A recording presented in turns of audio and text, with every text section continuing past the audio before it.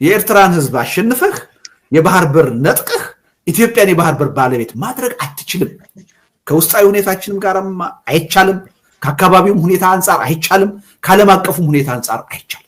በእውነት ኢትዮጵያ የባህር በር ጥያቄዋ እንዲመለስ የምንፈልግ ኃይሎች ከማንም በላይ አሁኑን የነ ዶክተር አብይ ቀይ ባህር ጥያቄ ማውገዝና መቃወም ያለብን እኛ ነን፣ ከልባችን የምንፈልገው ሰዎች። ምክንያቱም በዚህ መንገድ አይገኝም። አለመገኘቱ ብቻ አይደለም፣ ወደፊትም የማግኘት እድላችንን የበለጠ ያወሳስባል፣ የበለጠ አስቸጋሪ ያደርገዋል። እንደው ከምራቸው ነው ወይ ይሄ ጠቅላይ ሚኒስትር አሁን ኤርትራን ለመውገድ ተዘጋጅተዋል ፈልገዋል ወይ የሚለውን ነገር መጀመሪያ ማየት ያስፈልጋል። እርግጠኛ መሆን የለብንም በዚህ ጉዳይ ላይ። ውሸታቸውንም ሊሆን ይችላል፣ ለፕሮፓጋንዳም ሊሆን ይችላል። ምክንያቱም ይሄ ሰውዬ ቀላል የማይባል ገንዘብ ከአረብ ኤሚሬትስ ያገኛሉ፣ መሳሪያ ያገኛሉ፣ የገቡት ቃል አለ። ነገ የቀይ ባህር ኃይል እንሆናለን፣ ቀይ ባህርን እንቆጣጠራለን። ያኔ በዚህ አካባቢ ባለው ጂኦፖለቲክስ የእናንተ ሚና ትልቅ ይሆናል፣ ተጠቃሚ ትሆናላችሁ እየተባለ ገንዘብ እየመጣ ነው፣ መሳሪያ እየመጣ ነው። ይሄ እንዳይቆም ይፈልጋል አገዛዙ አገር ውስጥ ላለበት ችግር። ስለዚህ ይሄን የቀይ ባህር አጀንዳ ስራዬ ብሎ በመድረኩ እንዲቆይ ማድረግ ይፈልጋል። እኔ ባለኝ መረጃ አንተም ደርሶ ሊሆን ይችላል፣ ለመንግስት ባለስልጣናት ወታደራዊ አዛዦች በሰርኩላር በመመሪያ ተላልፎ የሚነገራቸው የጦርነት ሙድ ውስጥ እንዳለን ሆናችሁ ነው ማሰብና መናገር ያለባችሁ እየተባለ ነው መመሪያ የሚሰጣቸው። ውሸት ሊሆን ይችላል አንድ። ሁለተኛ ይሄ ሰው የማህበራዊ መሰረት እያጡ ነው። ጠቅላይ ሚኒስትሩ ከህዝብ እየተነጠሉ ነው፣ በህዝብ እየተጠሉ ነው። ከፍተኛ የሆነ የቅቡልነት ጥያቄ እየገጠማቸው ነው። ስለዚህ ኪሳቸው ውስጥ ከነበሩት ህዝቡን የመቀስቀሻ መሳሪያዎች ውስጥ ወይም ካርዶች ውስጥ አንዱ ይሄ ጥያቄ ነው ነበር። እኔ ይሄን ከ4-5 ዓመት በፊት ተናግሬዋለሁ። አንድ ወቅት የባህር በር ጥያቄን ዶክተር አብይ አህመድ ወደ መድረክ ይዘው እንደሚመጡ ምንም ጥርጥር አልነበረኝ። በድፍረት ጽፌዋለሁ፣ በድፍረት ተናግሬዋለሁ። ለዛ ቅቡልነት ለዛ ተቀባይነት ማግኘትም ሊሆን ይችላል የሚያወሩት። እርግጠኛ መሆን አንችልም። ከልባቸው ነው ብለን እርግጠኛ መሆን አንችልም፣ ከልባቸውም አይደለም ብለን እርግጠኛ መሆን አንችልም። ይሄን ነገር በብቸኝነት የሚያውቁት ራሳቸው ጠቅላይ ሚኒስትሩ ብቻ ናቸው። የሀገሪቱ ምክትል ጠቅላይ ሚኒስትርም የሚያውቁ አይመስልም፣ ራሳቸው ብቻ ናቸው የሚያውቁት። ስለዚህ ይሄ ጉዳይ ችግሩ ምን መሰለህ ስታሊን፣ አንድ መንግስት በዚህ ደረጃ የአንድን ሉዓላዊ ሀገር ጥያቄ ውስጥ አስገብቶ እወርሃለሁ በኃይል የባህር በር እነጥቅሃለሁ ብሎ ፕሮፓጋንዳ መስራት ከጀመረ በኋላ መቀስቀስ ከጀመረ በኋላ ጦርነቱን የማስነሳቱ እድል በሱ እጅ ላይ ብቻ ያለ አይደለም። ያ ትሬት እንዲሆነው ስጋት የገባው ኃይል ለኔ የተመቸ ጊዜና ቦታ በሚለው ሁኔታ ጦርነቱን ራሱ ሊጀምረው ይችላል። የኢትዮጵያ መንግስት አሁን በጦርነቱ መነሳት ላይ ቁጥጥር ሊኖረው አይችልም። ያ ጦርነት ቢጀመር ደግሞ ኢትዮጵያ በወራሪነት ከመከሰስ ከመፈረጅ ልትድን አትችልም። በአደባባይ በይፋ ነው እየተቀሰቀሰ ያለው። እውቅና ሁሉ አገራዊ እውቅናችሁን ሁሉ እነሳችኋለን ነው እየተባለ። ከኔ ማጅን አንድ የጎረቤት ሀገር የኢትዮጵያን ሀገራዊ እውቅና እነሳለሁ ብሎ የኢትዮጵያን መሬት ነጥቃለሁ ብሎ አዋጅ ቢያውጅ እንዴት ነው ሪአክት የምናደርገው? ያ አካል ጦርነት መጥቶ እስኪከፍትብን ጥይቱን እስኪተኩስ እንጠብቀዋለን? ያንስ ማድረግ ትክክል ነው የሚሆነው? አይመስለኝም። ስለዚህ ሪሊ ለጨዋታም ለሌላ ፐርፐዝም ለፕሮፓጋንዳም ብለው አንስተውት ከሆነ ሄዶ ዞሮ የጦርነት አዋጅ ጦርነት የሚያመጣ አደጋ ነው ይዞ የሚመጣው እና በዛ ሁኔታ ውስጥ ነው ያለነው እና በምንም ተአምር አሁን በተያዘው መንገድ የኤርትራን ህዝብ አሸንፈህ የባህር በር ነጥቀህ ኢትዮጵያን የባህር በር ባለቤት ማድረግ አትችልም። ከውስጣዊ ሁኔታችንም ጋርም አይቻልም፣ ከአካባቢውም ሁኔታ አንፃር አይቻልም፣ ከዓለም አቀፉም ሁኔታ አንፃር አይቻልም። አንደኛ ህገወጥ፣ ሁለተኛ አሁን ያለንበት ነባራዊ ሁኔታ የፈለገ አይነት የኢንትረስት ትልቅም ቢሆን አይፈቅድልም። እዚህ ሰሜን ወሎ ያለን ፋኖ ማሸነፍ ያልቻለ መንግስት እየተማረከ እጁን እየሰጠ የሚማረክ ሰራዊት የያዘ መንግስት አሁን እንደገና ከሌላ ውጭ ሀገር ጋር ተዋግቼ የዓለም አቀፍን ህግ ጥሼ እንዳንድ ሀያላን ሀገር ጥሼ ያን ጥቅም አስጠብቄ ይቀጥላለሁ። ይሄ በፍጹም አይሆን ነገር ወደ ውጤት በፍጹም ሊቀየር የማይችል ግን ስለማይቀየር ጦርነቱ አይመጣም ማለት አይደለም። ቅድም እንዳልኩ በራሱ በኢትዮጵያ መንግስት ግልባ አስተሳሰብ ሚስ ካልኩሌሽን ጦርነቱ ሊነሳ ይችላል። ሌሎቹ በሰጉ እንወረራለን ብለው በሰጉ አካላትም ሊጀመር ይችላል። የዛ አይነት አደጋ ውስጥ ነው ያለነው እና እኔ አሁንም ደግሜ የምናገረው ኢትዮጵያ ሰላም እንድታገኝ ደህንነቷ እንዲጠበቅ ወደ ዲሞክራሲ ወደ ብልጽግና እንድትሸጋገር ምንፈልግ ከዛም በላይ ደግሞ የወደፊቱ ትውልድ ህዝቡ የባህር በር ጥያቄው አንድ ወቅት ላይ እንዲመለስለት ምንፈልግ የፖለቲካ ኃይሎች ከማንም በላይ አምረረን ይህን ጉዳይ መቃወም ያለብን እኛ ነን የሚል እምነት አለ። ለዛ ጥቅም ተቆርቋሪ ያልሆኑ ኃይሎች ናቸው አሁን የዶክተር አብይ አህመድ የቀይ ባህር ጥያቄ ደጋፊ ሆኑት ደንታ የሌላቸው። ትናንትና የኤርትራ መንግስት ሉዓላዊነታችን ደፍሮ ተጋብዞ የራሳችንን ህዝብ ሲጨፈጭፍ ተቆርቋሪ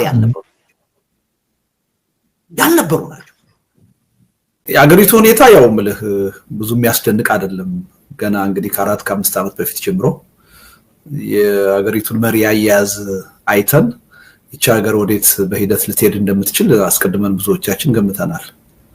ምክንያቱም ያው የሂደቱ እንትኑ ፓተርኑ ያሳያል። ከጊዜ ወደ ጊዜ ከአንድ ቀውስ ወደ ሌላ ቀውስ እየተሸጋገርን እንደምንሄድ አገዛዙ ከጠበንጃ አፈሙዝ በስተቀር ምንም አይነት ሰላማዊ መፍትሄ የፖለቲካ መፍትሄ የማይታየው እንደሆነ ግልጽ ከሆነ ቆይቷል። ኦልሞስት አመታት አልፈዋል እና የሚያስደንቅ አይደለም። የዛን ውጤት አሁንም እያየን ነው። እና እንግዲህ እንደምታውቀው መጀመሪያ ኦሮሚያ ላይ ጦርነት ተጀመረ። ያ ጦርነት ቆሞ ወደ ሰላም እንሄዳለን ስንል ይድነቃችኋልና ደግሞ በጣም የተሟላ ጦርነት ትግራይ ውስጥ ከፈተ።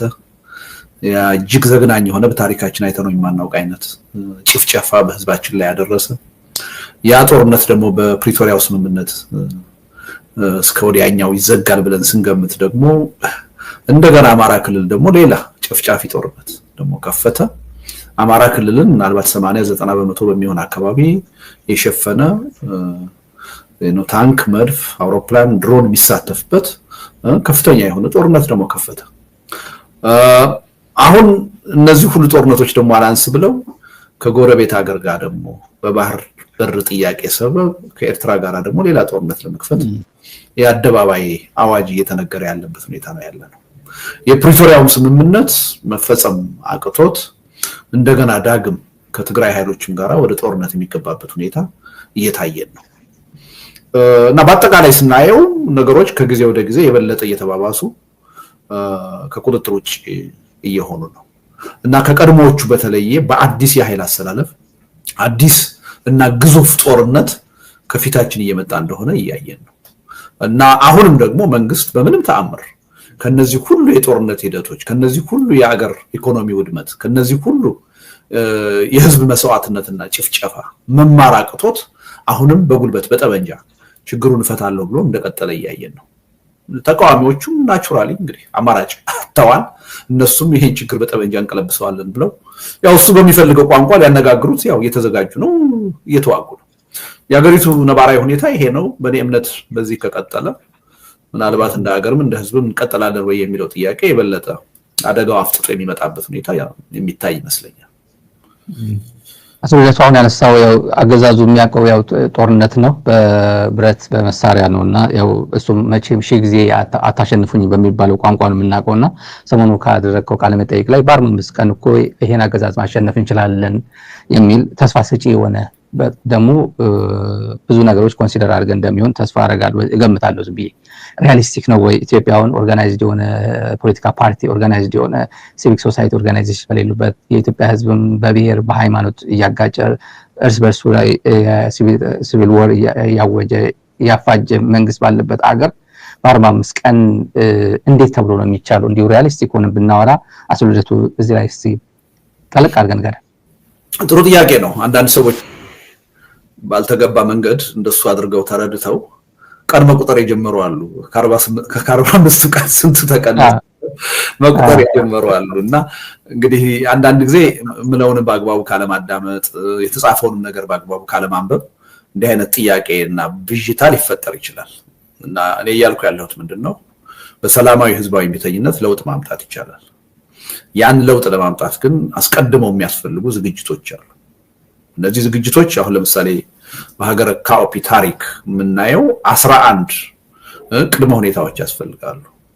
እነዚህን ህብረተሰቡ፣ ሲቪክ ማህበራት፣ የአገሪቱ ምሁራን፣ የፖለቲካ ኃይሎች እነዚህን ቅድመ ሁኔታዎች በብቃትና በተገቢው ጊዜ ሰርተው ካሟሉ ከዛ በኋላ አንድን በስልጣን ላይ ያለ አገዛዝ ከስልጣን በሰላማዊ ህዝባዊ እምቢተኝነት ለማንበርከክ 45 ቀን ወይም 6 ሳምንት ከበቂ በላይ ነው ማለት ነው። እንደውም የተጋነነ ነው፣ ከበቂ በላይ ነው የሚል ነው።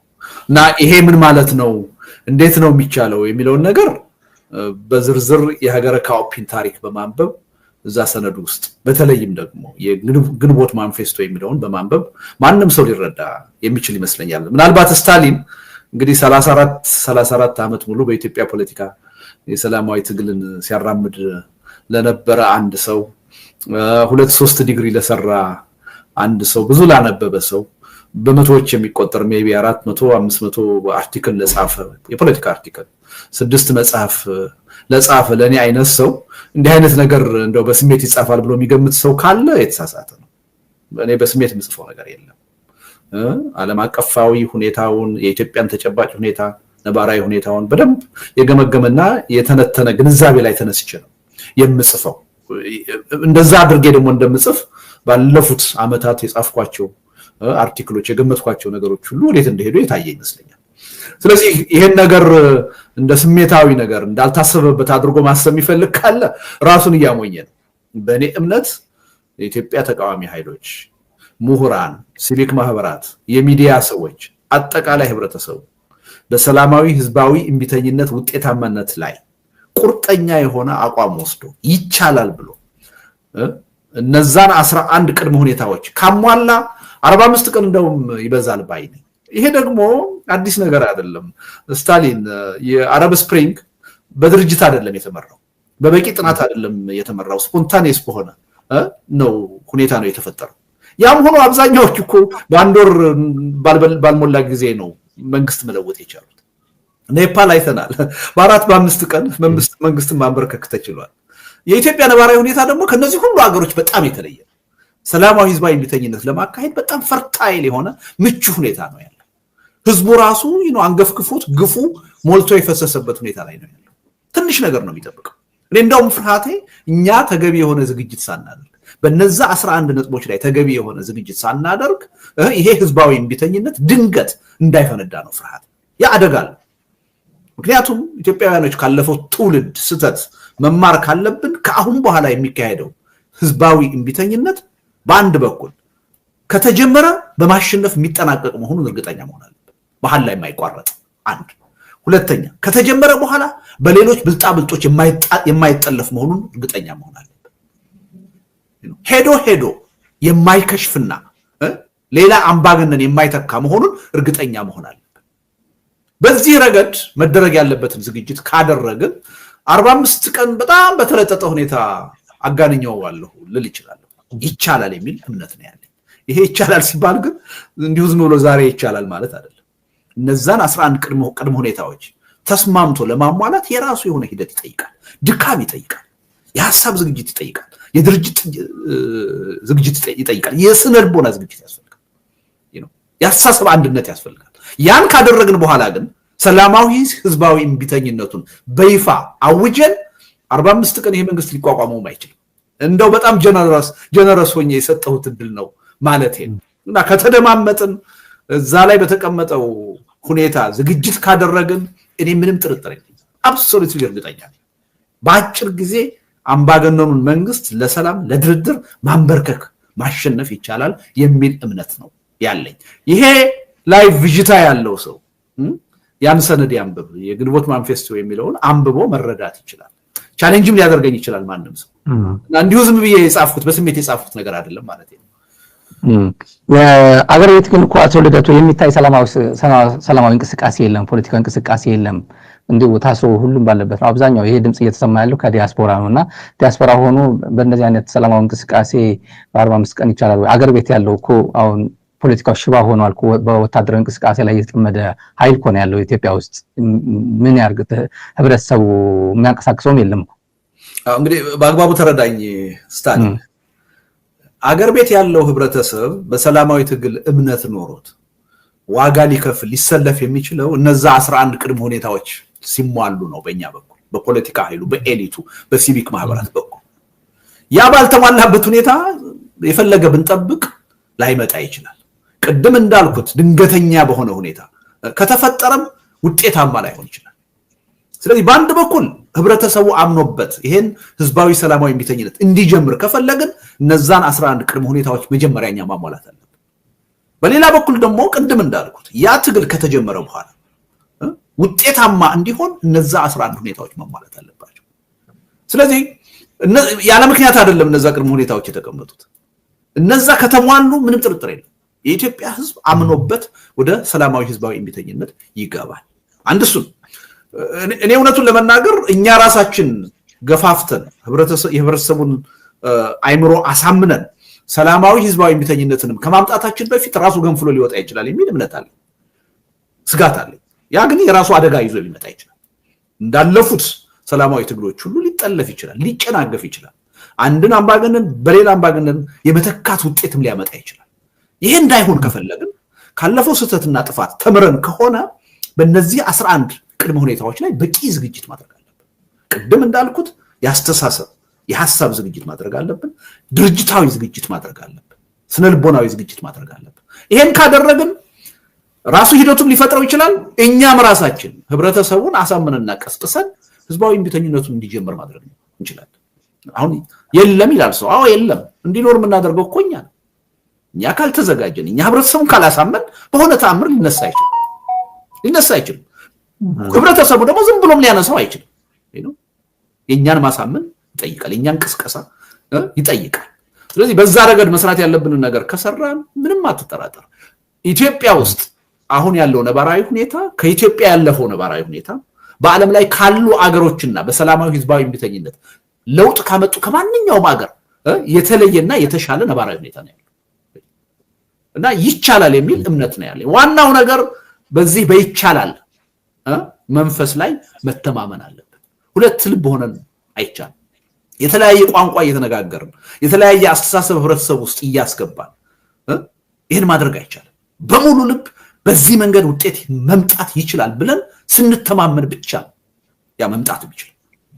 ይሄን እርግጠኛ መሆን ያስፈልጋል እና 45 ቀን ሲባል እንደው ዝም ብሎ ከዛሬ ጀምሮ ወይም ስለተፈለገ ብቻ ወይም ስለታወጀ ብቻ የሚሆን ነገር አይደለም። ያ ሞኝነት ነው፣ ትግልና ለማወቅ 45 ቀን የሚለው በቂ ዝግጅት አድርገን በህብረተሰብ ውስጥ ህብረተሰቡን አሳምነን እኛ በቂ ድርጅታዊ አንድነት ፈጥረን የሐሳብ የስልት ዝግጅት አድርገን ከዚህ ቀን ጀምሮ ብለን ካወጅን 45 ቀን እጅግ በጣም የተለጠጠ ነው። እንደውም ሲበዛ ነው። እዛ ዶክመንት ላይ በደንብ ልታየው ትችላለህ።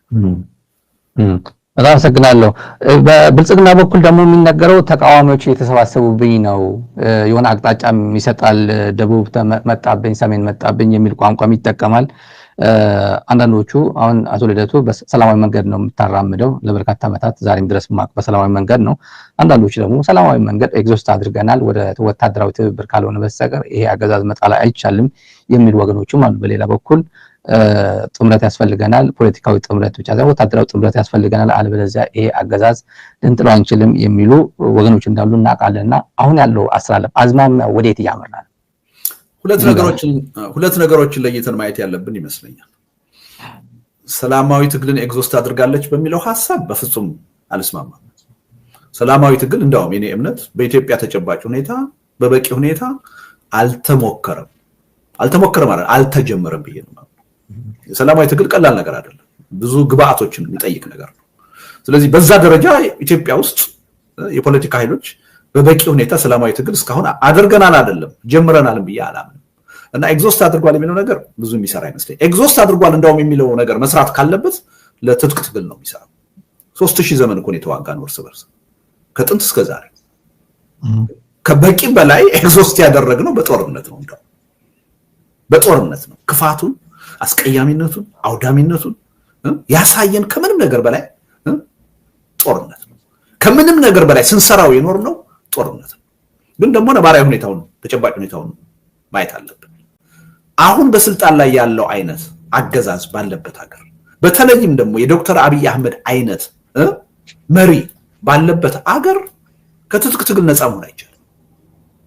ሁሉንም በኃይል ማንበርከክ አለብኝ ብሎ ይሄን ካላደረኩ እንቅልፍ አልተኛም ብሎ ያመነ ጠቅላይ ሚኒስትር ባለበት ሀገር ትጥቅ ትግልን ማስወገድ አትችልም። ተፈጥሯዊ ነው። ሁሉንም በጠመንጃ አንበረክካለሁ አሸንፋለሁ ብለህ የህልውና አደጋ ስትጋርጥበት ጠመንጃ አንስቶ መሸፈቱ የሚቀር አይደለም። መሸፈት ብቻ አይደለም፣ መጠናከሩ የሚቀር አይደለም። መጠናከሩ ብቻ አይደለም፣ መተባበሩ የሚቀር አይደለም። የኢትዮጵያ ሪያሊቲ አሁን የሚያሳየን ይሄ። እኔ የትጥቅ ትግልን ልመንበትም አልመንበትም፣ እኔ አላምንበት በትጥቅ ትግል ዘላቂ የሆነ ውጤት ያመጣል የሚል እምነት የለኝም። የኔ እምነት ግን ሌላ ጉዳይ ነው። በተጨባጭ መሬት ላይ ያለው እውነታ ደግሞ ሌላ ጉዳይ ነው። ፍላጎትና ተጨባጭ ነገር የተለያየ ነገር ነው። እኔ ስለፈለኩ አይኖርም ማለት አይደለም። የአገዛዙ ባህሪ እንዲኖር ያደርገው ነባራዊ ሁኔታው እንዲኖር አድርጎታል። ይሄን መገንዘብ ያስፈልጋል። ግን አንድ ነገር ልናገር፣ እኔ በትጥቅ ትግል አላምንም፣ ዘላቂ መፍትሄ ያመጣልናል የሚልም እምነት የለኝም። ግን በትጥቅ ትግል የሚያምኑ ወንድሞቻችን ለምን ወደ ትጥቅ ትግል እንደገቡ እረዳለሁ። አሳማኝ ምክንያት አላቸው። ገዢው ፓርቲ ነው ወደዚህ ገፍቶ ያስገባቸው። ለነሱ ጠበንጃ ማንሳት ዋናው ተጠያቂ አገዛዙ ነው፣ የሰላምን በር የዘጋው ኃይል። እነዚህ ኃይሎች የሚያራምዱት አቋም እኔ የማላምንበትም ቢሆን በአንድ ነገር ግን እንደሚበልጡ እናምናለን። እነሱ በሚያምኑበት ስልት ዋጋ እየከፈሉ ነው፣ መስዋዕትነት እየከፈሉ ነው። እያወሩ አይደለም። ምትክ የሌለውን ውድ ህይወታቸውን በጦር ሜዳ ተሰልፈው ለመገበር ተዘጋጅተው እየተዋጉ ነው። እያወሩ አይደለም። አንድ ሰው በምታምንበትም በማታምንበትም ይሁን ላመነበት ነገር ለመሞት ሲዘጋጅ ማድነቅ አለብህ፣ ማክበር አለብህ። በሰላማዊ ትግል የምናምነው ኃይሎች ግን በተቃራኒው እያወራን ያለን፣ በተግባር ዋጋ እየከፈልን አይደለም። ሰላማዊ ህዝባዊ እምቢተኝነት ይሰራል እንላለን፣ ያዋጣል እንላለን። በተግባር ግን እያደረግነው አይደለም። በተግባር ግን የሚጠይቀውን ዋጋ እየከፈልን አይደለም። በዚህ በልጠውናል። ተወደደም ተጠላም ጠበንጃ ያነሱ ኃይሎች መንግስት በፈለገው መንገድ በሚገባው ቋንቋ ተዘጋጅቼበታለሁ በሚለው መንገድ እያነጋገሩት፣ እኛ ግን ባልተዘጋጅበት በሚከብደው ደካማ በሆነው ጎኑ በማይገባው የሰላማዊ ህዝባዊ እምቢተኝነት ቋንቋ ልናነጋግረው አልቻልንም። በዚህ ተበልጠን ይሄ ቁጭት ውስጥ ገብተን በዘላቂነት ደግሞ ሀገራችንን ወደ ሰላም ሊያሸጋግር፣ ወደ ዲሞክራሲ፣ ወደ ብልጽግና ሊያሸጋግር የሚችለው ሰላማዊ ሽግግር እንደሆነ ተገንዝበን፣ በማንኛውም የዓለም ታሪክ እንደታየ ተገንዝበን በሰላማዊ ህዝባዊ እምቢተኝነት ለውጥ ማምጣት ይቻላል ብሎ መጀመሪያ ማመን ግን በራሱ ግብ አይደለም። ካመን በኋላ ደግሞ ሰላማዊ ህዝባዊ እምቢተኝነቱ የሚጠይቀውን መስዋዕትነት ዋጋ ለመክፈል መዘጋጀት፣ መቁረጥ፣ ሌሎች ሞተውልን፣ ሌሎች ታስረውልን ለውጥ እንዲመጣል ራሳችን ዋጋ ከፍለን ለማምጣት ማመን አለበት። በዛ ደረጃ እስከተማመንን ድረስ ሰላማዊ ህዝባዊ ትግል ተፈትኖ ያለፈ ነው። አብዛኛው የዓለም ህዝብ በሰላማዊ ትግል ነው ችግሩን እየፈታ ያለው። ኢትዮጵያ ውስጥ የማይሰራ ከሆነ ችግሩ የስልቱ አይደለም፣ ችግሩ የኛ የፖለቲካ ኃይሎች ነው። ድክመቱ የስልቱ አይደለም፣ የኛ የፖለቲካ ኃይሎች ነው። በዛ ደረጃ ልንረዳ ይገባል ብዬ ነው ማለት። በጣም አመሰግናለሁ። የጦርነት ድባብ አለ፣ የወረራ ድባብ የሚመስል ነገር አለ። አሰብ የቀይ ባህር ጉዳይ የግድ ነው፣ የሞት የሽረት ነው የሚለው ፕሮፓጋንዳ አቶ ልደቱ ብዙ ጊዜ የሚሰማው በብልጽግና አካባቢ የሚሰማው በጠቅላይ ሚኒስትሩ የሚሰማው ነው። ይሄ ነገር ጦርነት ከተጀመረ አሰብ ላይ የሚያበቃ ነው ወይ? የኢትዮጵያ መንግስት ከተሳካለት አሰብ ላይ ያቆማል ወይ? የኤርትራ መንግስት ከተሳካለት አሰብ ብቻ ዲፈንድ አድርጎ ያቆማል ወይ? የኢትዮጵያ ጠቅላላ ፖለቲካል አትሞስፌሩ የሚቀይር ነገሮችስ አያጋጥሙም ወይ? የኢትዮጵያ አንድነትስ የሚባለው አሁን ያለችው ኢትዮጵያ ወደ አደጋ የሚከት ነገሮች አያጋጥሙም ወይ የሚል የበርካታ ኢትዮጵያውያን ጥያቄ ነው። ይሄ እንደ አንድ ፖለቲከኛ እንደ አንድ በኢትዮጵያ ጉዳይ ላይ ሌት ተቀን እንደሚቆረቆር ፖለቲከኛ ምን ይሰማል? አሰብ ላይ በህጋዊ መንገድ ቢቻል ጥሩ ነበር፣ ግን በጦርነት አይቻል የሚሉ ወገኖች አሉ። አሁን ይሄ ነገር አሰብ ላይ ይቆማል ወይ ነው ጥያቄው። አቶ ልደቱ አስተያየት ምንድን ነው? እሱ ላይ እንግዲህ እኔ አሰብ ብዬ አላቅም፣ የባህር በር ነው የምለው። አሰብን በተለየ ሁኔታ መጠየቅ የራሱ የሆነ ችግር አለው አቀራረቡ የሚል እምነት አለኝ። አያስኬድም የሚል እምነት አለኝ። ስለዚህ የባህር በር ጥያቄ የሚለውን ነው እኔ ስጽፍም ስናገርም የምጠቀመው እና እኔ የነበርኩበት ፓርቲ ኢዴፓ በኢትዮጵያ የፖለቲካ ፓርቲዎች ታሪክ ለመጀመሪያ ጊዜ የኢትዮጵያ ህዝብ ለባህር በር ጥያቄ መታገል አለበት ብሎ በፖለቲካ ፕሮግራም ይህን ሀሳብ ያስቀመጠ የመጀመሪያ ፓርቲ፣ ብቸኛ ፓርቲ የኛ ፓርቲ ነው። በተለያዩ የምርጫ ክርክሮች ምናልባት አንተም እንደምታስታውሰው ይህን ጥያቄ እንደ ጥያቄ የትውልዱ ጥያቄ መሆን አለበት ብሎ በመታገል ረገድ እኔ የነበርኩበት ፓርቲ በጣም ቀዳሚ ቀዳሚ ነው። ግን አንድ ነገር ማወቅ አለብን እዚህ ላይ ከልባችን ይሄ 130 ሚሊዮን የኢትዮጵያ ህዝብ በእውነትም የባህር በር ማግኘት የምንፈልግ ሰዎች ካለን የአሁኑን የዶክተር አብይ አካሄድ መቃወም ያለብን እኛ ነን። የምንፈልገው ከልባችን የምንፈልገው ነን መቃወም ያለብን። ለምን የአሁኑ አካሄድ አሁን እነ ዶክተር አብይ እንዳሰቡት የባህር በር አያስገኝልንም አይደለም ጥያቄ። ኢትዮጵያ ወደፊት የባህር በር ለማግኘት የምታደርገውን ጥረት ሁሉ የሚያወሳስብ ነው፣ አደጋ ውስጥ የሚከት ነው። የማግኘት እድላችንን የበለጠ የሚያርቅ ነው። የበለጠ በእውነት ኢትዮጵያ የባህር በር ጥያቄዋ እንዲመለስ የምንፈልግ ኃይሎች ከማንም በላይ ያሁኑን የነ ዶክተር አብይ የቀይ ባህር ጥያቄ ማውገዝና መቃወም ያለብን እኛ ነን፣ ከልባችን የምንፈልገው ሰዎች። ምክንያቱም በዚህ መንገድ አይገኝም። አለመገኘቱ ብቻ አይደለም፣ ወደፊትም የማግኘት እድላችንን የበለጠ ያወሳስባል፣ የበለጠ አስቸጋሪ ያደርገዋል። ይሄን መረዳት አለብን እና ይሄ ምናልባት አንዱ ከዛ በፊት እንደው ከምራቸው ነው ወይ ይሄ ጠቅላይ ሚኒስትር አሁን ኤርትራን ለመውገድ ተዘጋጅተዋል ፈልገዋል ወይ የሚለውን ነገር መጀመሪያ ማየት ያስፈልጋል። እርግጠኛ መሆን የለብንም በዚህ ጉዳይ ላይ። ውሸታቸውንም ሊሆን ይችላል፣ ለፕሮፓጋንዳም ሊሆን ይችላል። ምክንያቱም ይሄ ሰውዬ ቀላል የማይባል ገንዘብ ከአረብ ኤሚሬትስ ያገኛሉ፣ መሳሪያ ያገኛሉ፣ የገቡት ቃል አለ። ነገ የቀይ ባህር ኃይል እንሆናለን፣ ቀይ ባህርን እንቆጣጠራለን። ያኔ በዚህ አካባቢ ባለው ጂኦፖለቲክስ የእናንተ ሚና ትልቅ ይሆናል፣ ተጠቃሚ ትሆናላችሁ እየተባለ ገንዘብ እየመጣ ነው፣ መሳሪያ እየመጣ ነው። ይሄ እንዳይቆም ይፈልጋል አገዛዙ አገር ውስጥ ላለበት ችግር። ስለዚህ ይሄን የቀይ ባህር አጀንዳ ስራዬ ብሎ በመድረኩ እንዲቆይ ማድረግ ይፈልጋል። እኔ ባለኝ መረጃ አንተም ደርሶ ሊሆን ይችላል፣ ለመንግስት ባለስልጣናት ወታደራዊ አዛዦች በሰርኩላር በመመሪያ ተላልፎ የሚነገራቸው የጦርነት ሙድ ውስጥ እንዳለን ሆናችሁ ነው ማሰብና መናገር ያለባችሁ እየተባለ ነው መመሪያ የሚሰጣቸው። ውሸት ሊሆን ይችላል አንድ። ሁለተኛ ይሄ ሰው የማህበራዊ መሰረት እያጡ ነው። ጠቅላይ ሚኒስትሩ ከህዝብ እየተነጠሉ ነው፣ በህዝብ እየተጠሉ ነው። ከፍተኛ የሆነ የቅቡልነት ጥያቄ እየገጠማቸው ነው። ስለዚህ ኪሳቸው ውስጥ ከነበሩት ህዝቡን የመቀስቀሻ መሳሪያዎች ውስጥ ወይም ካርዶች ውስጥ አንዱ ይሄ ጥያቄ ነው ነበር። እኔ ይሄን ከ4-5 ዓመት በፊት ተናግሬዋለሁ። አንድ ወቅት የባህር በር ጥያቄን ዶክተር አብይ አህመድ ወደ መድረክ ይዘው እንደሚመጡ ምንም ጥርጥር አልነበረኝ። በድፍረት ጽፌዋለሁ፣ በድፍረት ተናግሬዋለሁ። ለዛ ቅቡልነት ለዛ ተቀባይነት ማግኘትም ሊሆን ይችላል የሚያወሩት። እርግጠኛ መሆን አንችልም። ከልባቸው ነው ብለን እርግጠኛ መሆን አንችልም፣ ከልባቸውም አይደለም ብለን እርግጠኛ መሆን አንችልም። ይሄን ነገር በብቸኝነት የሚያውቁት ራሳቸው ጠቅላይ ሚኒስትሩ ብቻ ናቸው። የሀገሪቱ ምክትል ጠቅላይ ሚኒስትርም የሚያውቁ አይመስልም። ራሳቸው ብቻ ናቸው የሚያውቁት። ስለዚህ ይሄ ጉዳይ ችግሩ ምን መሰለህ ስታሊን፣ አንድ መንግስት በዚህ ደረጃ የአንድን ሉዓላዊ ሀገር ጥያቄ ውስጥ አስገብቶ እወርሃለሁ፣ በኃይል የባህር በር እነጥቅሃለሁ ብሎ ፕሮፓጋንዳ መስራት ከጀመረ በኋላ መቀስቀስ ከጀመረ በኋላ ጦርነቱን የማስነሳቱ እድል በሱ እጅ ላይ ብቻ ያለ አይደለም። ያ ትሬት እንዲሆነው ስጋት የገባው ኃይል ለኔ የተመቸ ጊዜና ቦታ በሚለው ሁኔታ ጦርነቱን ራሱ ሊጀምረው ይችላል። የኢትዮጵያ መንግስት አሁን በጦርነቱ መነሳት ላይ ቁጥጥር ሊኖረው አይችልም። ያ ጦርነት ቢጀመር ደግሞ ኢትዮጵያ በወራሪነት ከመከሰስ ከመፈረጅ ልትድን አትችልም። በአደባባይ በይፋ ነው እየተቀሰቀሰ ያለው። እውቅና ሁሉ አገራዊ እውቅናችሁን ሁሉ እነሳችኋለን ነው እየተባለ። ካን ኢማጂን አንድ የጎረቤት ሀገር የኢትዮጵያን ሀገራዊ እውቅና እነሳለሁ ብሎ የኢትዮጵያን መሬት ነጥቃለሁ ብሎ አዋጅ ቢያውጅ እንዴት ነው ሪአክት የምናደርገው? ያ አካል ጦርነት መጥቶ እስኪከፍትብን ጥይቱን እስኪተኩስ እንጠብቀዋለን? ያንስ ማድረግ ትክክል ነው የሚሆነው? አይመስለኝም።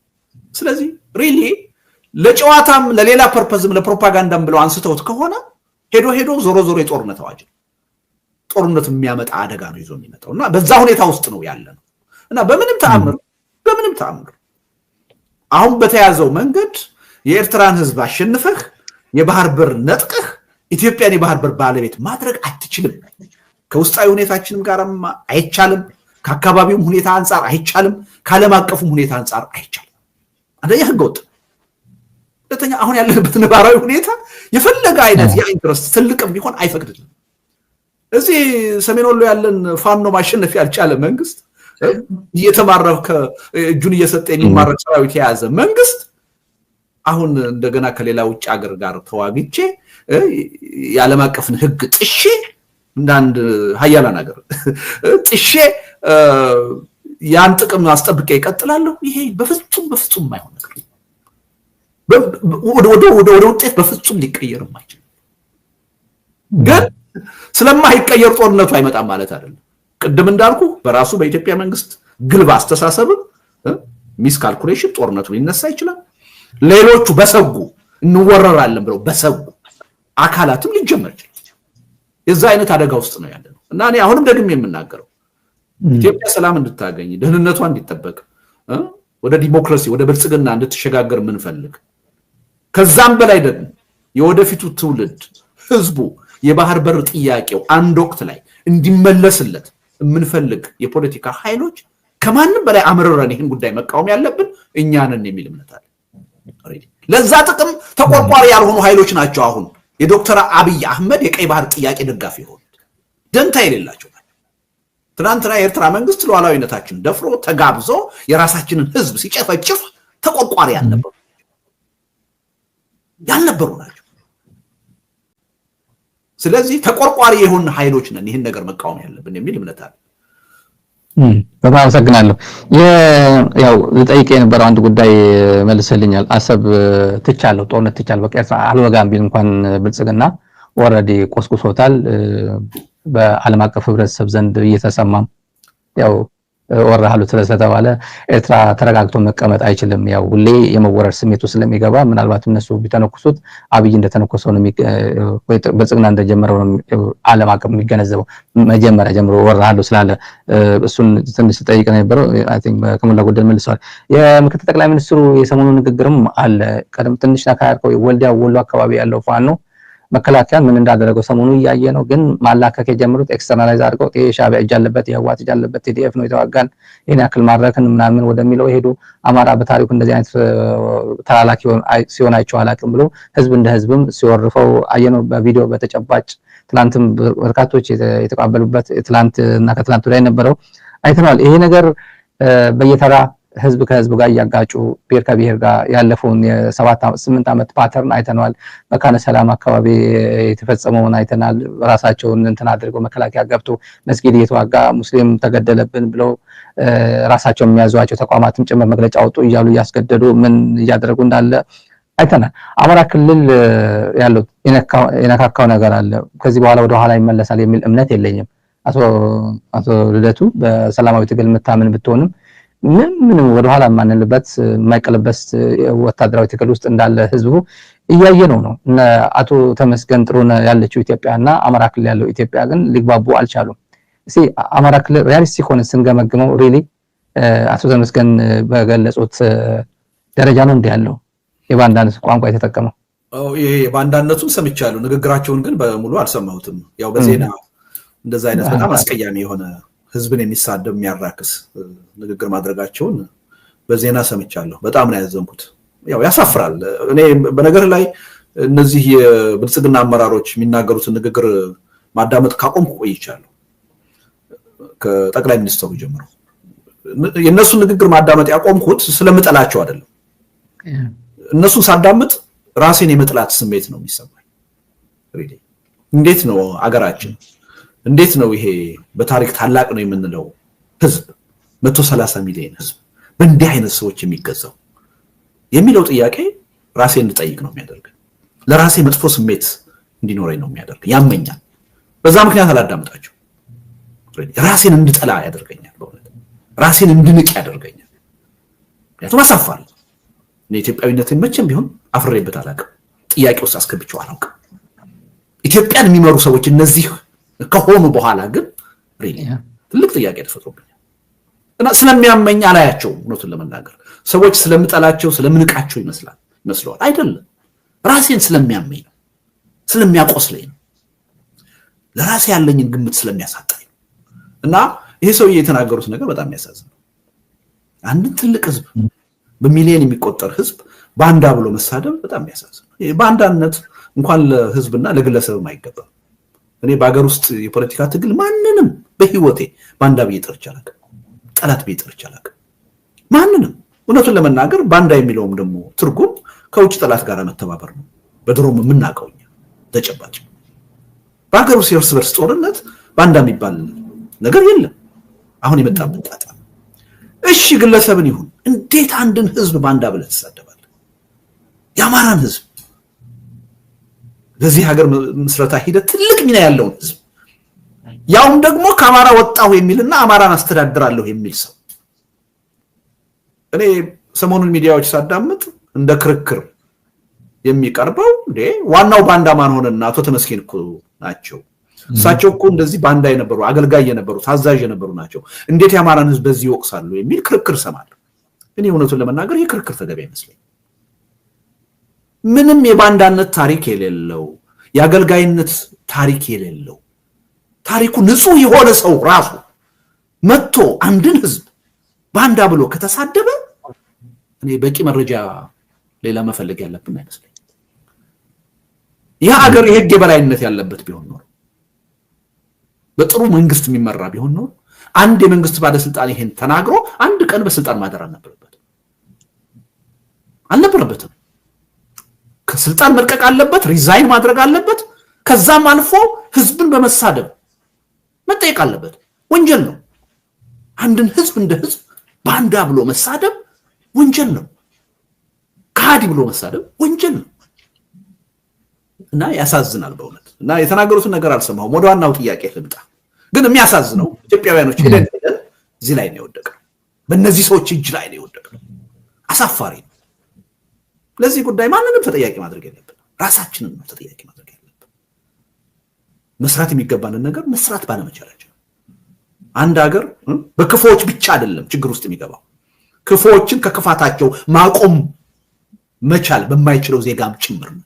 በዛ ስንፍና በዛ ድክመትም ጭምር ራሳችን ተጠያቂ ነን የሚል እምነት አለ። ኤኒዌይ የአማራ ክልል ሁኔታ በጣም እየተቀየረ ነው። የሆነ ተርኒንግ ፖይንት ላይ እየደረሰ ነው።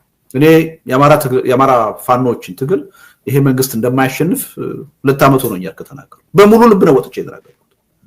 ህዝባዊ ተቀባይነት ያለው ነው። የራሱ የሆነ የፖለቲካ አጀንዳ ያለው ነው። የፋኖን ትግል የፈለገ አመት ትዋጋለህ እንጂ አታሸንፍም። ይሄን ከወዲሁ አውቀህ ወደ ሰላማዊ ውይይትና ድርድር ግባ ብዬ ይሄን መንግስት የተናገርኩት ገና ጦርነቱ ሀብሎ ሲጀምር ወደዚህ እንደሚሄድ ምንም ጥርጥር አልነበረኝ። የፋኖ ኃይሎች ላለፉት 2 ዓመታት ፒውርሊ ጎሬላ ፋይተር ነው የነበሩት። ሂቴንድራ አድፍጦ አጥቅቶ የመሄድ ነበር። ሁለት ነገር ማድረግ አይችሉም ነበር። ነፃ መሬት ፈጥረው ምሽግ ሰርተው ራሳቸውን መከላከል አይችሉም ነበር። ሁለት የመንግስት ምሽግ ይዞ የተቀመጠን የመንግስት ኃይል ሰራዊት አጥቅተው ደምስሰው ቦታን መቆጣጠር አይችሉም ነበር። እነዚህ ሁለት ነገሮች መፈጸም የሚችሉት ኮንቬንሽናል በሆነ ሰራዊት። አሁን ወደዚህ ደረጃ እየተሸጋገሩ መሆኑን ነው የሰሞኑ ሁኔታ ያሳይ። አሁን ነፃ መሬት የማስከበር ምሽግ ይዞ የመከላከል አቅም እያሳዩ፣ ከዛም አልፈው ምሽግ ይዞ የተቀመጠን ሰራዊት ወደ መደምሰስ አቅጣጫ እያደጉ ነው። ይሄ መንግስት እዚህ ላይ ቢያንስ እዚህ ላይ መድረሱን አይቶ ተስፋ መቁረጥ አለበት። ትናንትና የዛሬ 2 ዓመት ውርውር የሚሉ ጥቂት ፋኖዎችን ማሸነፍ ያልቻልኩ ወደዚህ ደረጃ ከተሸጋገሩ በኋላ እንዴት አድርጌ ያሸንፋቸዋለሁ ብሎ ማሰብ አለበት። ስለዚህ በአንድ በኩል ከወታደራዊ ቁመና አንፃር በጣም በሚገርም ሁኔታ ፋኖ ወደዚህ አይነት የሰራዊትነት ደረጃ እያደገ ነው። ይሄ ትልቅ ለውጥ ነው።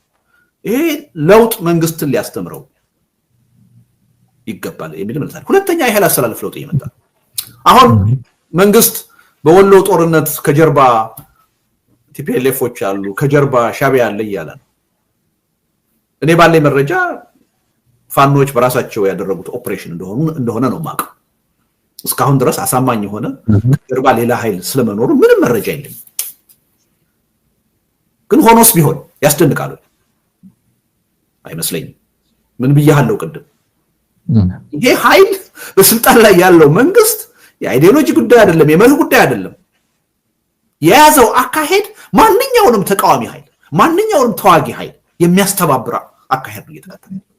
ሳይወድ በግድ ለጋራ ህልውናው ሲል አብሮ እንዲቆም የሚያደርግ ስልት ነው እየተከተለ ያለው፣ አቋም ነው እያራመደ ያለው። ስለዚህ እኔ አንዳንድ ሰዎች በጣም ፋኖዎችም ቲፒኤልኤፎች ብዙ ርቀት ሄደው እኛ የለንበትም እነሱ የሉበትም የሚል ማስተባበያ ላይ ሲገቡ አይቻልም። እኔ ወደፊት የሚቀር አይመስለኝም፣ የመተባበሩ ጉዳይ አይመስለኝም። የማይቀር ከሆነ እኔ ማስተባበሩ ምን ጥቅም እንዳለው አይገባኝም። እውነቱን ለመናገር ቅድም እንዳልኩ አሉበት የሚል መረጃ ባይኖረኝም አይደለም ቀርቶ የቲፒኤልኤፍ እና የኦላ የፋኖ መተባበርና ከሻቢያ ጋር ከኤርትራ መንግስት ጋር መተባበሩ የሚቀር አይመስለኝም። እኔ ታውቃለህ ተቃዋሚ ነኝ። ከሻቢያ ጋር የኢትዮጵያን ችግር አብሮ ታግሎ መፍታት አይቻልም ከሚሉ ሰዎች አንዱ ነው። አላምንበትም፣ አልደግፈውም። ግን በተጨባጭ መሬት ላይ የሚሆነው ምንድነው ብለህ ብትጠይቀኝ የሚቀር አይመስለኝም። ፋኖም ቲፒኤልኤፍም ኦላም ከሻቢያ ጋር አብሮ መስራታቸው የሚቀር አይደለም። ስለዚህ ይህን እውነታ ይህን ሀቅ የኢትዮጵያ መንግስት መረዳት አለበት፣ ማወቅ አለበት። እነዚህ ኃይሎች ተባብረው ይችላቸዋል፣ ማሸነፍ ይችላሉ? አይችልም። ስለዚህ አገሪቱንም ህዝቡንም ለባሰ ውድመትና እልቂት ከመዳረጉ በፊት ራሱንም ወደማይመለስ ጥፋት ውስጥ ከማስገባቱ በፊት አሁኑኑ ጦርነትን አቁሞ ወደ ተጨባጭ ወደ ሐቀኛ የውይይትና የድርድር ሂደት መግባት አለበት፣ መምጣት አለበት። የማይመጣ ከሆነም ምንም ጥርጥር የለው የሱ ህልውና መጥፋቱ ምንም ጥርጥር የለው። ጥያቄው ያለው ያ ነገር ዘላቂ ለውጥ ያመጣልናል፣ ኢትዮጵያን የተረጋጋችሁና እንድትቀጥል ያደርጋሉ። ይሄ የፖለቲካ ኃይሎች አሁን እነ ዶክተር አብይ አገዛዝ ያስተባበራቸው ኃይሎች ኮሄረንት የሆነ የፖለቲካ አንድነት ፈጥረው ይችን ሀገር ወደ ዘላቂ ሁኔታ ያሸጋግሯታል። በመሐልስ ቀውሱ ከቁጥጥራችን ወጥቶ ስቴትለስ ሊያደርገን አይችልም በሚለው ጉዳይ ነው እንጂ መጨነቅ ያለብን አሁን እየተፈጠረ ያለው የኃይል አስተላለፍ በስልጣን ላይ ያለውን መንግስት እንደሚያስወግድ እኔ ጥርጥር የለኝም፣ ምንም ጥርጥር የለኝም። የጊዜ ጉዳይ እና ሪሊ ይሄን ጉዳይ በዋናነት መንግስት ሊያስብበት ይገባል፣ ቆም ብሎ ማሰብ ይገባል። ከሌሎቹ አገራት ከራሳችን ከኢትዮጵያ ያለፈ ታሪክ መማሩ ይቀርና ከራሱ ያለፉት 7 ዓመታት ድክመቶች፣ ችግሮች መማር ቢችል ጥሩ ነው የሚል እምነት ነው ያለኝ እና የኢትዮጵያ ተጨባጭ ሁኔታ በዚህ ሁኔታ ነው። በዚህ የኃይል አስተላለፍ ለውጥ ነው ያለው። ያ ብቻ አይደለም፣ ኢቭን የሰላማዊ ህዝባዊ እምቢተኝነት ኢትዮጵያ ውስጥ ድንገት የፖለቲካ ኃይሎችም ከመዘጋጀታችን በፊት ፈንድቶ የሚወጣበት ሁኔታ፣ ብሶቱ ግፉ ሞልቶ መፍሰስ የጀመረበት ሁኔታ ላይ ነው ያለው። አዲስ አበባ ላይ ያለው ውጥረት ቀላል አይደለም። ህዝቡ ልቡ ሸፍቷል። ስለዚህ የሆነ ነገር ስፓርክ ካደረገ ከኛ ቁጥጥርና ዝግጅትን በፊት አገሩን ሊያጥለቀልቅ የሚችል ስርዓቱን ሊያጥለቀልቅ የሚችል ህዝባዊ እምቢተኝነት ሊመጣ ይችላል።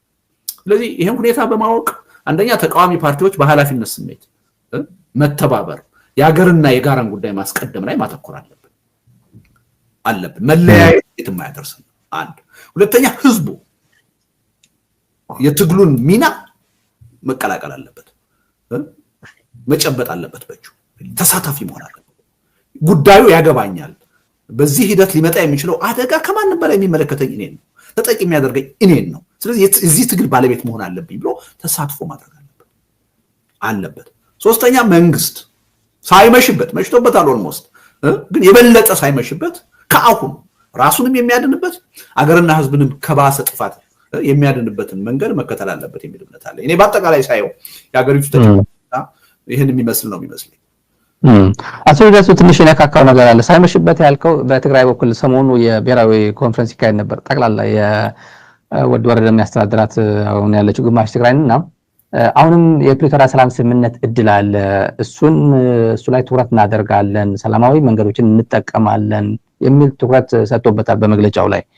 እንደ ፌደራል መንግስት ወደ ኋላ ሄደ ስታስበው ያለፉት 3 ዓመት ሊሆነው የፕሪቶሪያ ሰላም ስምምነት ትንሽ ቀናት ነው የቀሩት እና ያመለጠው እድል ትግራይን ኢንኮርፖሬት አድርጎ የፕሪቶሪያ ሰላም ስምምነትን ፈጽሞ ሁሉም ነገር በስምምነቱ መሰረት ፈጽሞ ነገሮችን እንዲሁ ለፌደራል መንግስት በሚጠቅም መንገድ ጭምር መያዝ የሚችልበት እድል አልነበረውም።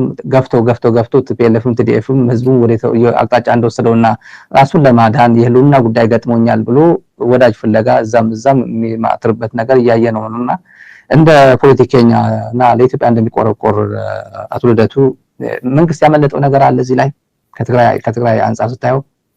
እንግዲህ ስታሊን የምታስታውስ ይመስለኛል የፕሪቶሪያው ስምምነት ተፈርሞ ሰነዱን ማየት በቻልን በጥቂት ሰዓታት ውስጥ ነው የፕሪቶሪያው ስምምነት ያስደስታል፣ ያሳዝናል፣ ያሳስባል የሚል አርቲክል የጻፍኩት። ለምን ይዘቱን ብቻ ያኔ ወዲያው በሰዓታት ውስጥ አይቼ በተግባር ሊለወጥ እንደማይችል እርግጠኛ ነበር። በድፍረት ነው የተናገርኩት። በማግስቱ 40 ምንጭ ነው መሰለኝ ደቡብ አካባቢ ጠቅላይ ሚኒስትሩ ሄደው በፕሪቶሪያው ስምምነት 100% ሙሉ በሙሉ የኛን ፍላጎት አሳክተናል ብለው ሲናገሩ በአሸናፊነት ስሜት ያ ስምምነት የውሸት ስምምነት እንደሆነ ምንም ጥርጥር ነበር፣ የትም የማይደርስ እንደሆነ ምንም ጥርጥር አልነበር። ስለዚህ አስቀድሞ በሁለቱም ኃይሎች ጊዜ መግዛት ለጊዜው ለሁለቱም ህልውና ጦርነቱ ከፈጠረው አስገዳጅ ሁኔታ ደጋግሜ ተናግራለሁ። ታንክስ ለጦርነቱ ይሄን ጦርነት ያስቆመው ራሱ ጦርነቱ ነው። አስከፊ ገጽታውን ለሁለቱም ኃይሎች በማሳየት ጦርነቱን ያስቆመው ራሱ ጦርነቱ ነው ብያለሁ። ምስጋና የሚገባው ራሱ ጦርነቱ ነው ብያለሁ፣ እምነት አይደለም። እና ጊዜ ገዝተን የተሻለ ሁኔታ ሲፈጠር፣ የተሻለ ጊዜ ሲፈጠር፣ የተሻለ ዝግጅት ስናደርግ ጦርነቱን እንቀጥላለን የሚለው አስተሳሰብ አይምሯቸው ውስጥ ነው የነበረው እና እኔ ምንም ጥርጥር አልነበረኝም። እና እኔ አሁን እነ ጀነራል ታደሰን የራሳቸውን ባያሙኙ ጥሩ ነው። የፕሪቶሪያው ስምምነት ከተጣሰ ዘመን አልፎታል። አንድ ጊዜ አይደለም፣ ሁለት ጊዜ፣ ሶስት ጊዜ አለ ደግሞ ደጋግሞ ተጥሷል፣ ብጥስጥስ ብሏል። አሁን ይሄ ፕሪቶሪያ የሚባል ስምምነት ከፕሮፓጋንዳና ከፒአር ስራ ባለፈ ይሰራል ብሎ የሚጠብቅ ሰው ካለ ለኔ ሞኝ ነው ወይም ዝም ብሎ እንደው ተራ ንግግር እያደረገ ነው ብዬ ነው የምለው። እና የፕሪቶሪያው ስምምነት ከጥቅም ውጭ ከሆነ ቢያንስ ህወሓት የሚባለው ፈራሚ አካል ህጋዊ እውቅና የለህም ብሎ ከተሰረዘ በኋላ የፕሪቶሪያ የሚባል ስምምነት እንዴት ሊኖር ይችላል? ሁለት ተጋቢዎች ሊኖሩ ይችላሉ፣ ባልና ሚስት። አንደኛው ናቹራል በሆነ ህይወቱን ቢያጣና ቢሞት ከዛ በኋላ ጋብቻ አለ ይባላል? በአንድ ሰው ጋብቻ ሊኖር አይችልም። በሁለት ተፈራራሚዎች የተፈረመ ስምምነት አንደኛው ህጋዊ ህልውናው ተሰርዟል፣ ጠፍቷል ከተባለ በኋላ ስምምነት የሚባል ነገር የለም። እኔ ለምን እንደሆነ አይገባኝም። ራሳችንን የምናሞኘው ገዢው ፓርቲም በቲፒኤልኤፍ ዙሪያም ያሉ ሰዎች አሁን እንዳልከው የጊዜው አስተዳደሩም ሰዎች ፕሪቶሪያ ምን እንዲህ አይነት ቀልድ ምንም ጥቅም ያለው አይመስልም። እውነቱን ለመናገር የማይመጥን ፖለቲካ ነው። ፕሪቶሪያ ስምምነት የሚባል ነገር የለም። ከተሰረዘ ቆይቷል። ምንም ህልውናም የለውም። እኔ ከሱ የምጠብቀው ምንም ነገር የለም። የፕሬዝዳንት ታዬ ጉዳይስ ከተከታተለው ጊዜ የለህም ገባኛል። በተለይ የመጽሐፍ ምረቃ ሳምንት ላይ ስለሆንክ ፕሬዝዳንቱ ፍትሃዊ ምርጫ 2018 ይካሄዳል፣ ፍትሃዊ ዲሞክራሲያዊ በህዝብ ታማኝነት ያለው ምርጫ እናደርጋለን ብሏል። ከትላንት ወዲያ ሁለቱም ምክር ቤቶች ሰብስበው ያው ሰኞ ዕለት የነበረው ነገር አይተባልና ትላንት እንዲሁ በዚህ ኢትዮጵያ በዚህ ባለችበት ሰዓት ትግራይ ሌላ ህይወት ውስጥ ባለችበት ሰዓት ትግራይ ከአማራ ክልል ከጫፍ እስከ ጫፍ ሪያሊስቲክ ሆነን ስንናገር ምንም ብልጽግና በሌለበት ማስተዳደር ክልል ሆኖ ኦሮሚያ ክልልም ባለበት ሁኔታ ምስቅልቅል ያለ ፖለቲካ ይዘት ባለው አገር ፕሬዝዳንቱ ያሉት ግን በተያዘለት ቀነ ገደብ ይካሄዳል፣ ፍትሃዊ ዲሞክራሲያዊ በህዝብ ታማኝ የሆነ ምርጫ እናደርጋለን እያሉ ነው። እና ያው ልደቱ እንኳን አገር ቤት ገብተን ምርጫ ልትወዳደር ይቅርና በኢትዮጵያ አየር መንገድን ልትሳፈር አልተፈቀደለም አገር ቤት ለመግባት። የፕሬዝዳንቱ ትንሽ አስተያየት ሰጥበትና ወደ መጽሐፉ ጉዳይ እናልፋለን። ሁለት ነገሮች፣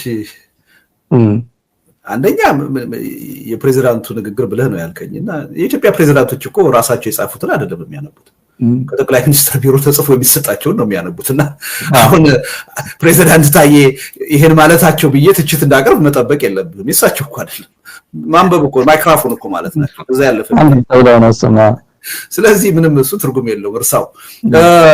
ሁለተኛው ጥያቄ ምንድነው? ከዛ ጋር ያያያዝከው የምርጫ ጉዳይ ታስታውሳለህ። የዛሬ 5 ዓመት ምርጫ ይሄን የተጀመረ የለውጥ ሂደት በአግባቡ በመዋቅር መርተን በሮድ ማፕ በፍኖተ ካርታ መርተን ውጤታማ የሆነ ሽግግር እስካላመጣን ድረስ ምርጫ ማካሄዱ ችግራችንን ያባብሰዋል እንጂ አይፈታው ብዬ አቋም አራምጃለሁ። እውነቱን ለመናገር የዛሬ 5 ዓመት እኮ በብዙ ርቀት ከዛሬው በተሻለ አንጻራዊ መረጋጋትና ሰላም ኢትዮጵያ ነበራት አይደለም? እንዳሁን እኮ ትርምሱ አልወጣም ነበር። እንዳሁን እኮ ጦርነት በጦርነት አልሆነችም ነበር። ስለዚህ አሁን በዚህ ሁኔታ ሆነን ምርጫ ማካሄድ ምንም ያው ቅድም ካልኩ ከፕሮፓጋንዳ ያለፈ ፋይዳ የለውም። እንደውም ጥያቄው ምን መሰለ?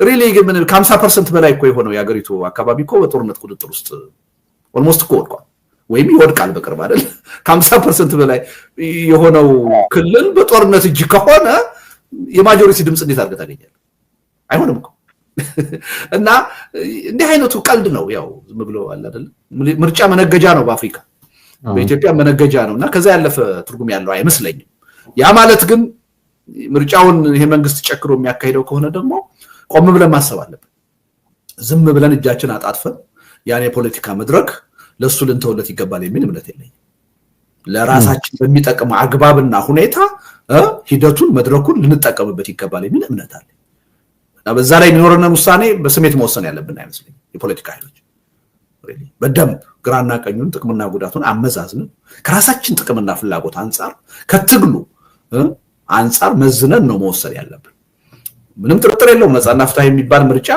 በኢትዮጵያ ታሪክ ዶክተር አብይ የሚባሉ መሪ እስካሉ ድረስ ይካሄዳል የሚል እምነት የለኝም በምንም ታምር ይካሄድ አይችልም ያ ማለት ግን የሚካሄደውን ምርጫ ዝም ብሎ ገዢው ፓርቲ የ5 ዓመት ኮንትራት አድሶ የሚቀጥልበት እንዲሆን መፍቀር ደግሞ ተገቢ ነው የሚል እምነት የለኝም ስለዚህ የፖለቲካ ኃይሎች በደንብ በዚህ ጉዳይ ላይ ልንመክርበት ልንወያይበት ሰከን ብለን ልናስብበት ይገባል የሚል እምነት አለ እንኳን ደስ ያለ መጀመሪያ ሀገረ ኮኦፒ ፖለቲካዊ ይዘት ያለው ልቦለድ ልክ ያው ድሮ የተጻፈው የፍቅር እስከ መቃብር አይነት መጽሐፍ ተመሳሳይነት ያለው ጠለቅ ያለ ስራ የተሰራበት ነውና በዚህ አጋጣሚ የመጽሐፍ ዋና ዓላማ ወደ ዝርዝር አንዳንድ ጉዳዮች ከመሄዳችን በፊት እነማን ይገኛሉ እንዴት ነው ምረቃው ከመሄዳችን በፊት የመጽሐፉ ዋና ዓላማ አትልደቱ ከዚህ በፊት ከምትታወቅበት ኖርማል መጽሐፍ ሲሪየስ የሆነ ፖለቲካ ስትሬት የሆነ ነገር ከማድረግ ባለፈ ወደ ልቦለድ ቀይረዋልና የትኛው ኦዲየንስ ለመሳብ ነው ለምንስ ወደዚህ አይነት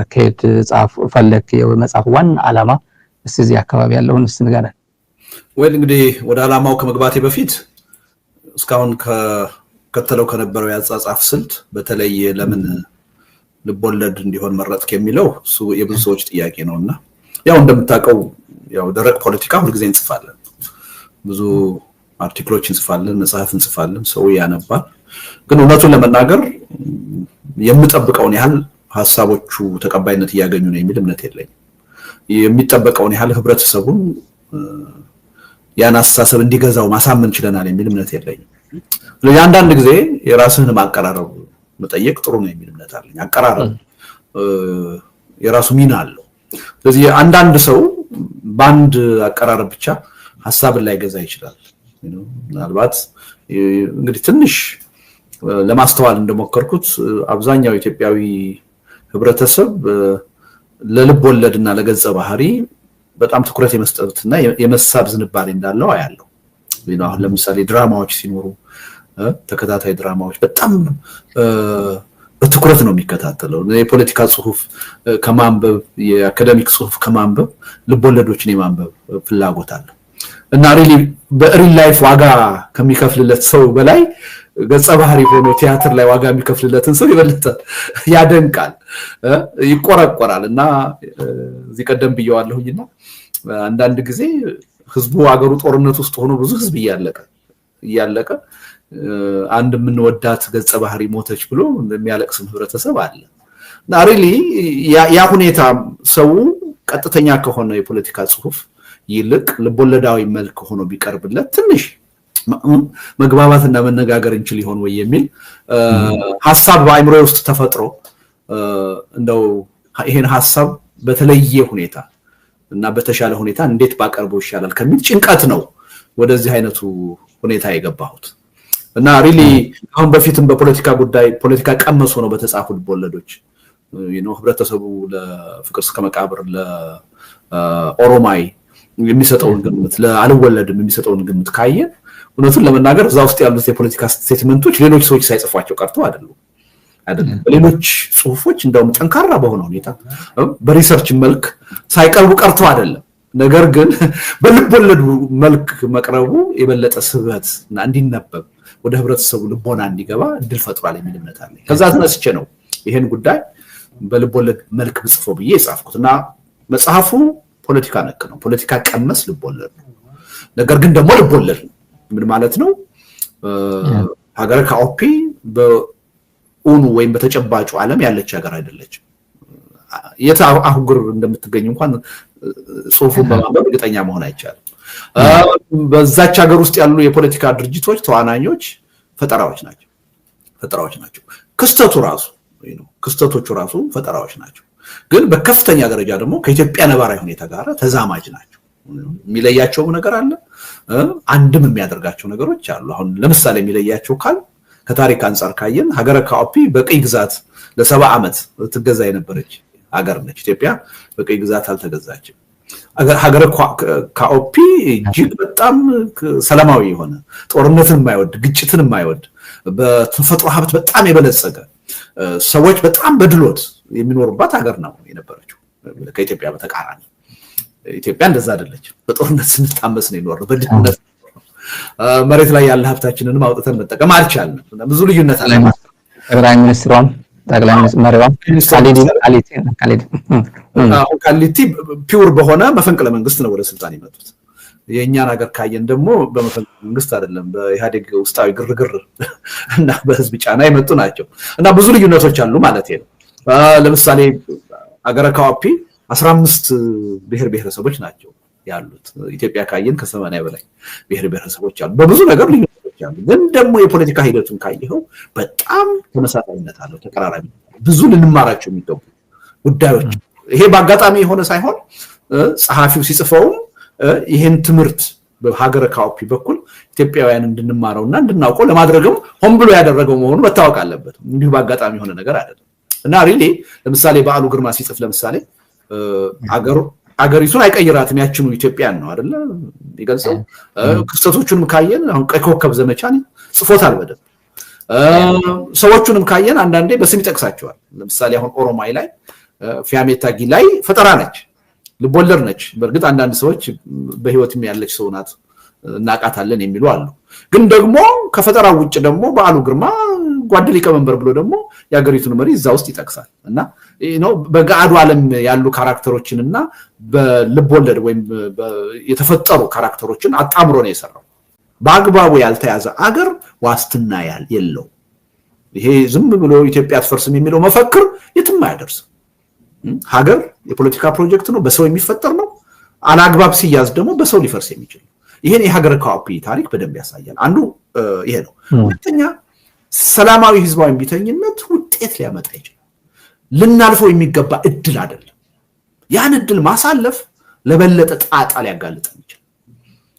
በሰላማዊ ትግል ደግሞ እንዴት ነው ተጨባጭ የሆነ ውጤት ሊመጣ የሚችለው? ምን አይነት ዝግጅት ነው መደረግ ያለበት? ያ ሰላማዊ ትግል ሲጀመር እና መስዋዕትነት ሲከፈልበት በድልም እንደሚጠናቀቅ እንዴት እርግጠኛ መሆን ይቻላል? ምን ዝግጅት ማድረግ ይቻላል? ያ ሰላማዊ ትግል እንዳይጠለፍ ምን ማድረግ ይቻላል? ያ ሰላማዊ ትግል እንዳይኮላሽና በሌላ አምባገነን አንድን አምባገነን እንዳይተካ ምን ዋስትና እዛ ውስጥ መፍጠር ይቻላል የሚለውን ጥያቄ ሁሉ ለመመለስ የሚያስችል ሌላው ትምህርት ይሄ ነው። ሌላው የፖለቲካ ጉዳይ ፖለቲከኞችን ብቻ የሚመለከት አይደለም። አሁን ኢትዮጵያ ውስጥ ብዙ ሰዎች ጦርነቱ የሚመለከታቸው አይመስላቸው፣ የፖለቲካ ቀውሱ የሚመለከታቸው አይመስላቸው። ጧት ተነስተው ልጆቻቸውን አጣጥረው ዩኒፎርም አልብሰው ወደ ትምህርት ቤት ይልካሉ። እነዛ ልጆች የወደፊት አገር ያላቸው ስለሚመስላቸው ነው ይሄን የሚያደርጉት። ጧት ተነስተው በንግድ ስራ ተጠምደው ገንዘብ ሲያባረሩ የሚውሉ ነጋዴዎች አሉ፣ ኢንቨስተሮች አሉ። የዚህ ሀገር ሁኔታ ተለውጦ ኦቨርናይት ያ ሁሉን ሀብትና ንብረት ሊጠፋ እንደሚችል፣ ሀብትና ንብረት አይደለም ህይወታቸው ራሱ አደጋ ውስጥ ሊወድቅ እንደሚችል አያስቡ እና አያገባንም በሚል ስሜት ውስጥ ነው ያሉት። የሀገረ ካኦፒ ታሪክ ይሄን ያሳያል። የፖለቲካ ጉዳይ ሲበላሽ እንዴት አገርን፣ ህብረተሰብን፣ ከዛም አልፎ ቤተሰብን፣ እያንዳንዱን ግለሰብ ለጥቃት ሊያጋልጥ እንደሚችል ያሳያል። ይሄ ትልቁ ትምህርት ይመስለኛል። ሌላው ደግሞ ሪሊ አንድ መንግስት ከወደቀ በኋላ ወይም ደግሞ አንድ ሀገር የፖለቲካ ቀውስ ውስጥ ከገባ በኋላ ወደ በጎ አቅጣጫ ለመሸጋገር ምን አይነት ስልት ነው መከተል ያለበት? ምን አይነት ሽግግር ሊቋቋም ይችላል የሚለውን ደግሞ የጃይካ ስምምነት የሚለውን አንበበው ከሆነ ያ ስምምነት በደንብ ያሳያል። እርግጥ ነው የጃይካ ስምምነት የፈረሰን ሀገር እንደገና ለመፍጠር የተደረገ ስምምነት ነው በዛ የልቦለድ ታሪክ ውስጥ። ግን ከጥቂት ነገሮች ውጪ ለኢትዮጵያ ተጨባጭ ሁኔታ የሚሰራ ነው። አሁን በሀገራችን ትልቅ ጥያቄ አለ። ፖስት አብይ ምን አይነት መንግስት ነው የሚመጣው? ይሄ ፈረንጆቹ ይጠይቁናል፣ ህዝቡ ይጨነቅበታል። ትልቅ የፖለቲካ ጥያቄ ሆኖ ይሄን ጥያቄ የጃይካ ስምምነት ይመልሳል። ይሄ መንግስት በራሱ ውስጣዊ ችግር ቢፈረካከስ በታጣቂ ኃይሎች ቢሸነፍ በሰላማዊ ህዝባዊ ቢተኝነት ቢሸነፍ ወደፊት የሚመጣው ሽግግር ምን አይነት ሽግግር ነው የሚሆነው? ካለፉት የከሸፉ የተጠለፉ ሽግግሮች የተሻለ የምናደርገው እንዴት ነው የሚለው የጃይካ ስምምነት በደንብ ይመልሳል።